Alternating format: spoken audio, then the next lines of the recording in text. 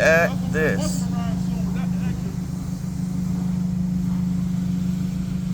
All these Chinese lanterns. Look at all the babies. All the red johns.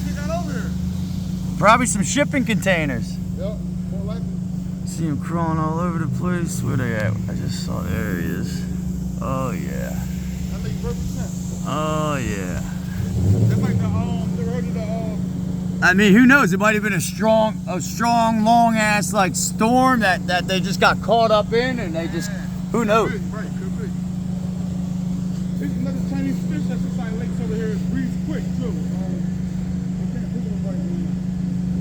A friend of mine, he's been catching them and selling them to Vietnamese guys at work.